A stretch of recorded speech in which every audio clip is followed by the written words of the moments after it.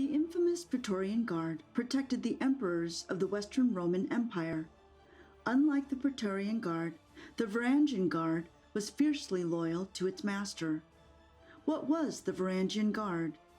In Old Norse, Varangian loosely translate to men of the pledge. Join us in this Liber-Tea episode as we review the history of the Viking warriors of the Eastern Roman Empire. The Vikings are the intrepid explorers and conquerors from Northern Europe who left an indelible mark in history whenever they went. However, there is a little-known piece of Norse history where they established themselves not as raiders, but as loyal bodyguards of the Byzantine emperors. The Varangian Guard, fierce and loyal, patrolled the corridors of the Great Place, accompanied their master to war, and kept order in the streets of Constantinople. In return for their service, the members of the elite Varangian Guard were handsomely rewarded.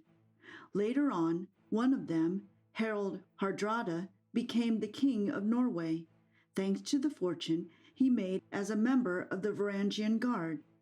Unfortunately, like many other elite forces of the Roman Empire, the Varangian Guard became a victim of political instability. However, before its total collapse, the Varangian Guard for centuries served as one of the world's most fearsome and bloodthirsty soldiers.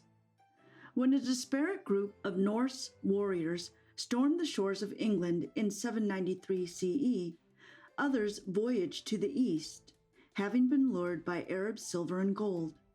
The Vikings who settled in Eastern Europe are referred to as Rus Vikings.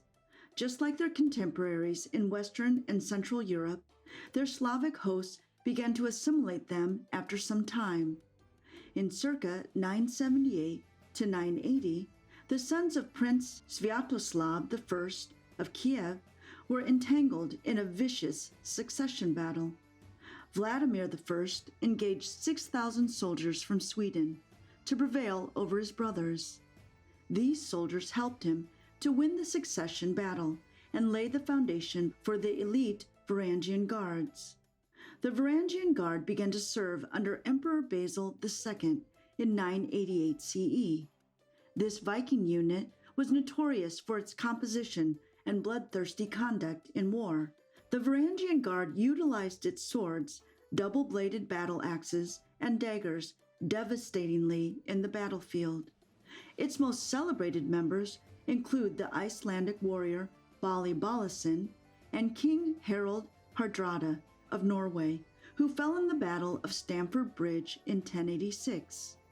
After the Battle of Hastings, the Varangian Guard started to accept Anglo-Saxon warriors in its ranks. For centuries, the Varangians served Byzantine emperors effectively and established themselves as a shocking sight for the empire's enemies, as submarines who would have appeared to World War I navies. Less than a decade after its establishment, Emperor Basil II of Byzantine reached out to Vladimir I for help. Basil was in urgent need of help to vanquish two would-be usurpers. Basil also offered his sister's hand in marriage to sweeten the pot. Vladimir, who was now Christian, came to Basil's rescue. Vladimir had been looking for a religion that would modernize his people. He opted for Christianity because Islam had restrictions on alcohol, and Rus Vikings took great joy in drinking. As soon as the Varangian Guard arrived at Constantinople in 988 CE, the burly Norse giants made a tremendous impact. Shortly after arrival, under the leadership of the emperor, in the cover of darkness, the Varangians attacked his enemies mercilessly with daggers, axes, and swords for hours until they were ankle-deep in blood. Those who witnessed this massacre state that the Viking warriors cheerfully hacked their enemies to pieces. After successfully exterminating his enemies, Basil decided to keep the Varangian Guard around. The Varangian Guard followed Emperor Basil whenever he went. They also acted as his police and jailers. The ferocious Varangians left a remarkable impression whenever they went. According to the Arab historian and traveler, Ahmad ibn Fadlan, the Varangians were tall as palm trees and frightening in both equipment and appearance. The work of the Varangian Guard was not always exciting. There are times when they stood guard at Hagia Sophia and patrolled the streets of Constantinople for months without action. However, serving in this elite unit had some advantages. For example, during Harald Hardrada's stint as a member of the Varangian Guard, he amassed great wealth, which enabled him to clinch Norway's throne. Similarly, after completing his service, Bali Balason returned to Iceland extremely wealthy, adorned in purple robes embroidered in gold. The wealth and elegance of Balason awed his compatriots, so much that they began to refer to him as Bali the Elegant. Indeed, according to many Viking sagas, many warriors went back home dripping with expensive silks and jewelry after serving as Varangian guards. This is primarily because of a strange law that allowed them to plunder an empire's treasury upon the death of its emperor. Per the law, on the evening of the emperor's demise, the Danes were allowed to visit the treasury and carry as much treasure as one could comfortably ferry. This right allowed many Varangians to retire fabulously rich. Truly, if you survived, serving in the Varangian Guard was a surefire way to riches. The power of the Varangian Guard began to decline in the 11th century following the Norman conquest of England. The defeat of Anglo-Saxons in the Battle of Hastings in 1066 caused many Anglo-Saxon warriors to flee to Constantinople.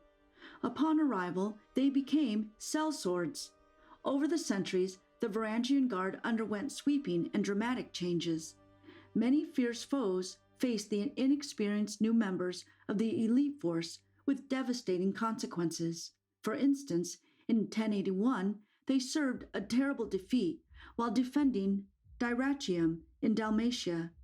After this defeat, the Varangians stopped participating in actual conflicts. They were restricted to guarding palaces and prisons. The Varangian Guard became obsolete when the Ottoman Empire conquered Constantinople in 1453. By then, the majority of the Varangians were Anglo-Saxons and not Vikings. Thank you for listening to this episode. We hope you have enjoyed and learned something new. Like, share, and subscribe to Liber-Tea for more.